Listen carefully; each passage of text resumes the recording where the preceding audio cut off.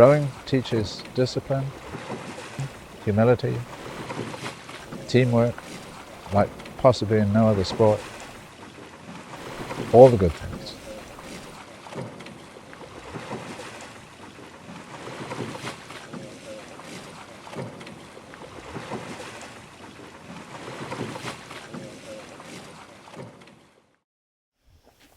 Rowing is an amazing sport. It's so peaceful, yet at the same time so unbelievably intense.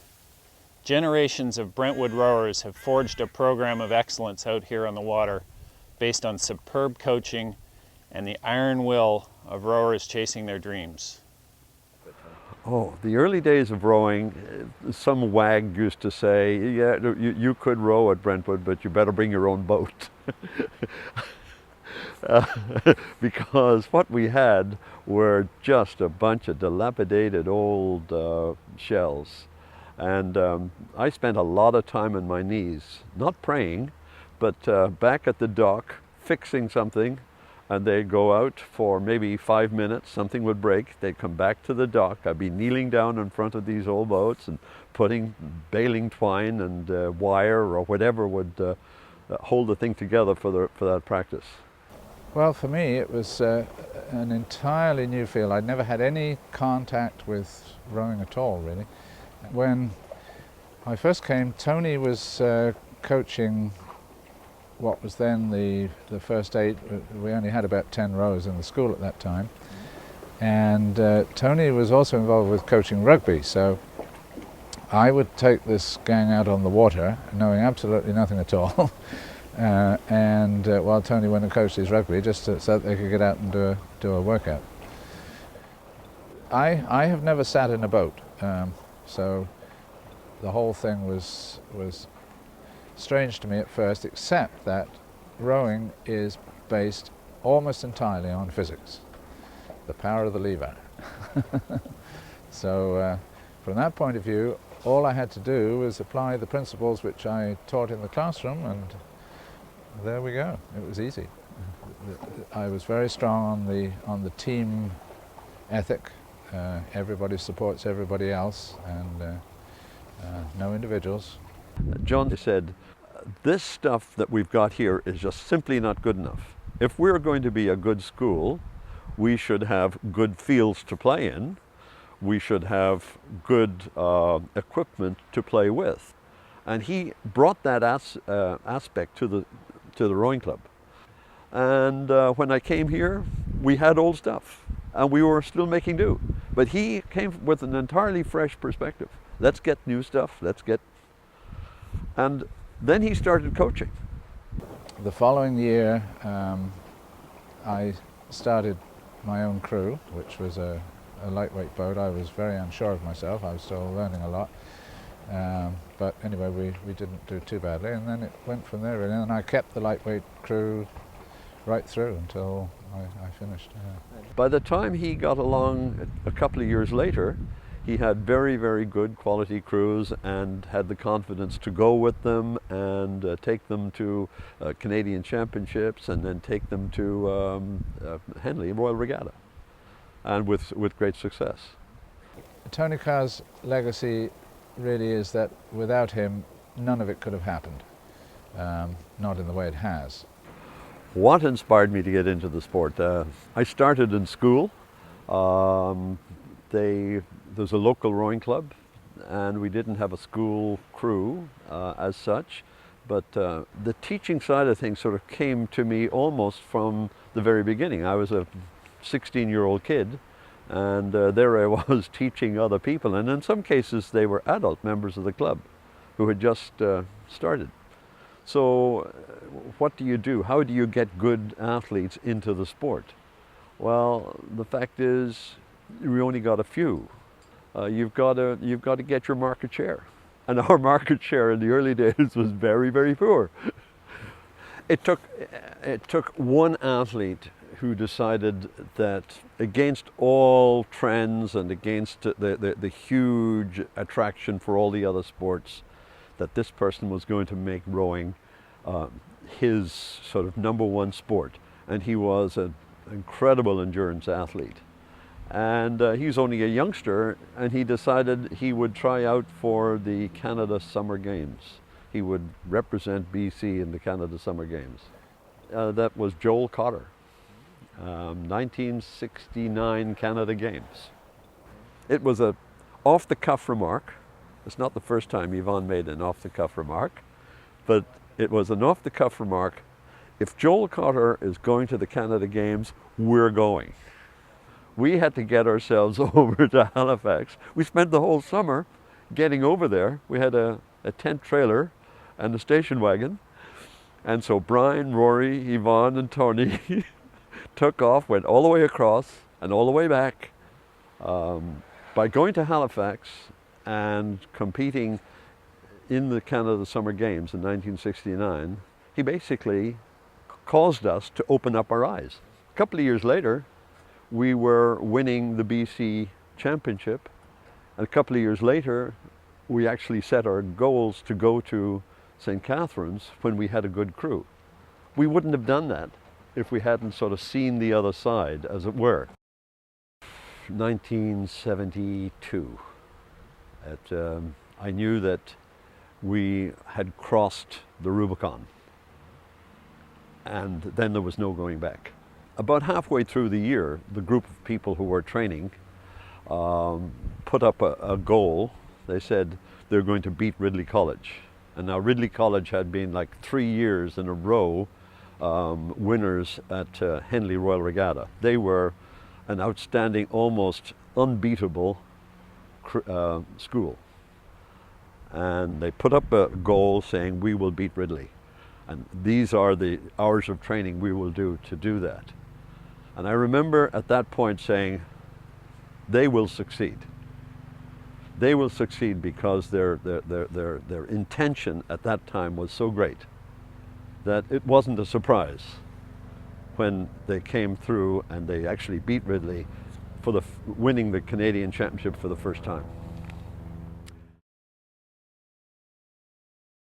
Over all my years of rowing, I had great coaching, but two coaches stood out. My coach from the Olympics in 1984 and John Queen. JLQ had it all.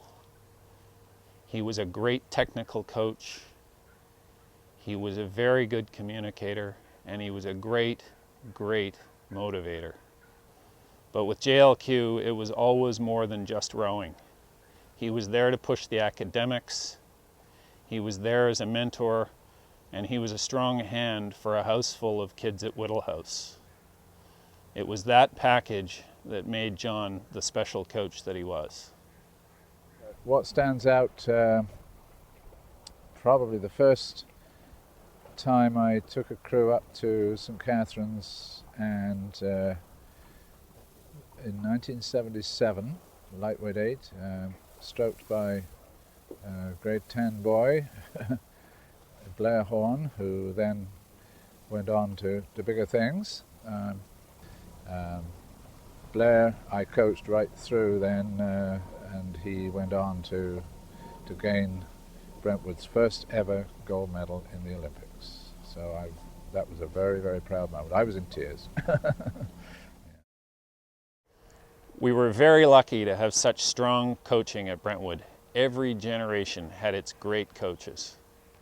I came to Brentwood, I was beckoned by Belle Ross to come to Brentwood in 1986 to run the women's program. And now I'm back to coaching girls, so this is really my 21st year coaching at Brentwood and my 11th or 12th year coaching girls, I guess. Going way back, right in the very early days, that we had the Samara Walbaum gang, and they worked so hard. They were an incredible group, and they won Canadian Championship. And then there's Jennifer Browett. I have so many amazing memories from rowing at Brentwood, and I think one of my most inspirational ones, it's hard to decide, was in 1989. I was in grade 11, and Samara Walbaum was a part of my women's four. It was herself, Erica Gunn, Mia Califf, and Claudia Fricci. And you know, the big regatta that you want to go to as a high school rower is the Canadian Secondary School Rowing Association Championships, which is in St. Catharines, the same site of the Canadian Royal Henley. And that is the event in June usually that you want to go to and win. When we got there, it was amazing because Samara and Claudia were both older than us, and looking back, it was just the team camaraderie was amazing. She was so excited, Samara in particular was so excited to show us, you know, this course is beautiful and, you know, it's going to be the best race ever. She's just so excited, and you could feel her energy really brought us together. So when we got there, we made a commitment to each other that we went there very, very humble. Like thought we were so bad. We made a commitment that we were not going to, we were just going to stay focused on us. We weren't going to worry about anybody else. So we went out for our final race, and I can't tell you the amazing feeling. Our first 3 strokes were bang on. I think we had 1 stroke that's off. I still remember it today. I've been to World Championships, I've been to Olympics, and I still remember this race like clear as day. It was solid. We rowed in our own boat, and we had an amazing finish, and we won. We won gold. And I distinctly remember Tony Carr bringing his men's 8 down to watch us. They were racing that day, I think, as well.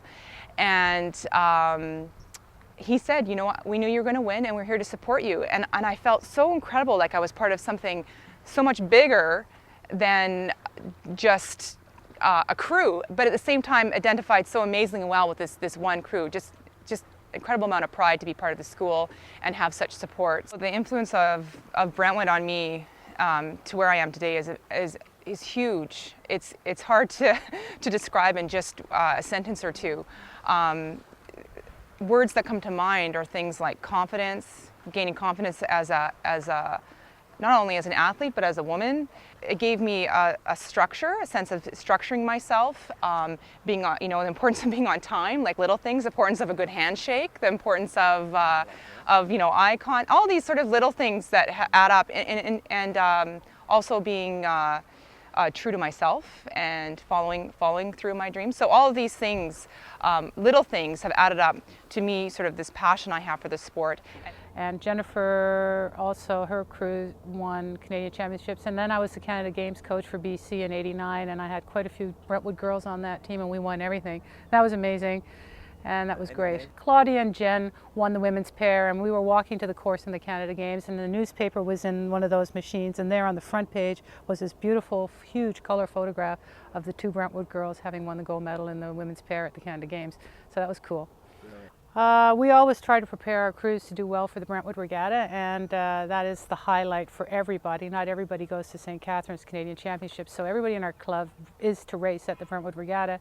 The Brentwood Regatta started, I think, in 1971 or 2 as a joint meet between ourselves and Lakeside School in Seattle, who came up for a day trip.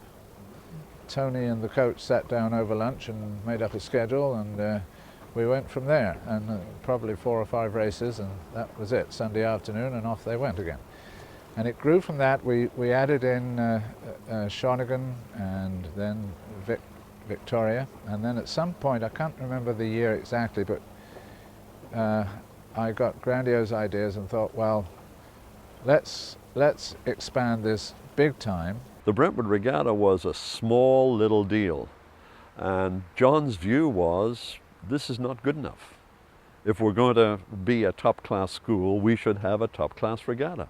So to put on a regatta, like a top-class regatta, almost the first requirement is an excellent body of water that you can race in at any time of the day. Well, you just can't do that here. And yet John didn't see that. He saw past that, and he was a visionary, saying that we will put on a first-class regatta and we'll find a way of making it happen.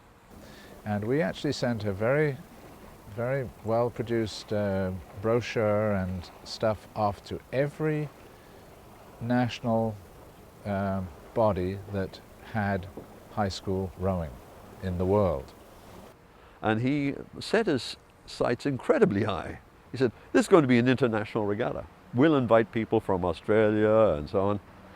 And me being the doubting person, the doubting Thomas, thought, no, this will never happen. But, you know, he was right. and we got an amazing response. We started to get crews coming from America, Australia, Britain, Mexico, and they've been coming ever since. So it worked. It was one of those things that could have backfired on us, but it didn't, and it's really gone from there. It's just so wonderful to come here on the regatta weekend and see all these kids spending a weekend doing something so worthwhile. Yeah. The first thing that comes to mind for me when I think of Brentwood rowing is the early morning practices. We were out there before anyone else was awake, building teams that made us the program to beat. It was those practices that prepared us for our races, but I am sure that many of us are still drawing on those practices today in one way or another in our daily lives. I think that rowing is like the ultimate team sport, but it's also like an individual sport. You're out there and you're pulling as hard as you possibly can, but you're doing it with everyone else. You're one unit, and that rarely happens in any other team sport. And you learn really good communication, and it's good when you're cooperating and you can really feel what's going on. It's the most like intuitive sport, I think. You can feel what's going on and you know when something's happening. The incredible ability to work within a team, and to realize that as a part of a team, you can't do things by yourself. You can try to lead, you can try to follow, but that's all part of the sport. No matter where you're sitting in a boat, you're always leading and or following. You never know what's going to happen in a race or life. So, you know, I've seen races, the last 10 strokes, crabs are caught, and you could have won, but if you've given up, you know, you always have to stay pushing and on it, and it goes for life. It goes not just for rowing, it goes for, you know, anything in life, and big deal. So you come second, so you come fifth, so you don't win. Well, you know, you did everything you could because you tried something new and you never gave up, and that's a really satisfying feeling. It's truly a sport where you can be rewarded for hard work. And if you work harder than another person, you will achieve better than the other person. There's no prestige in it. There's no limelight. You're a member of a crew, and the rewards come from inside. They come from your teammates, and certainly success will help that. But that's not the most important thing about it. It's the striving for a goal together. Might even be the misery loves company routine. With rowing, the whole mentality of, I mean, winning is winning. You win by 2 seconds or half a foot, doesn't matter. But I mean, just perseverance through what you do and just have fun with it as well. Rowing has this special ability to reward the worker. And so if you feel that you can work, if you can feel that you can last past tiredness, then you could become as great an achiever as anybody that's come before them here at Brentwood. Today is an exciting time for Brentwood rowing. Under Brian Carr's leadership, we're building on our storied past.